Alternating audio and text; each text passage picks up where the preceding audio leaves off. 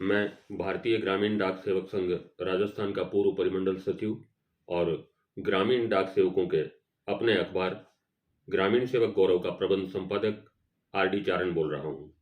आइए जानते हैं समाचारों की ताज़ा अपडेट। अब दस्तावेज सत्यापन के अभाव में बाधित नहीं होगी ग्रामीण डाक सेवकों की ट्रांसफर प्रक्रिया।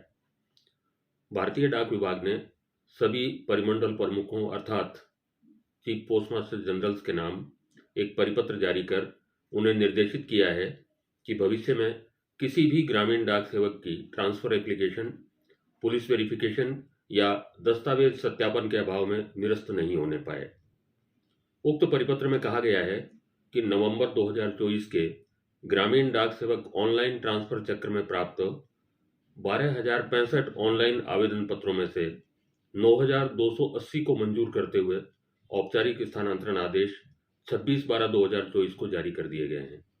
इस संबंध में विभाग द्वारा अनुमोदित ट्रांसफर्स के डाटा विश्लेषण के दौरान पाया गया कि इनमें से 3,594 आवेदकों का स्थानांतरण उनके पुलिस वेरिफिकेशन या दस्तावेजों का सत्यापन नहीं होने की वजह से निरस्त कर दिया गया, क्योंकि ट्रांसफर के लिए निर्धारित प्रक्रिया में पुलिस सत्यापन और दस्तावेजों की प्रमाणीकरण एक अनिवार्य शर्त है।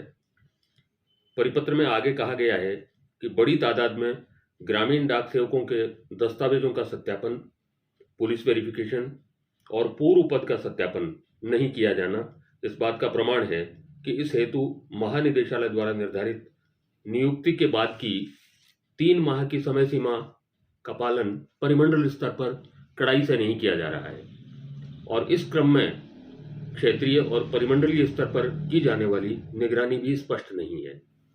महानिदेशालय ने इस संबंध में सभी परिमंडलों को ताकीद की है कि नए नियुक्त होने वाले ग्रामीण डाक सेवकों के पुलिस वेरिफिकेशन और दस्तावेजों के सत्यापन के लिए कारगर उपाय किए जाएं, जिससे ये कार्य निर्धारित समय सीमा में पूरा हो सके।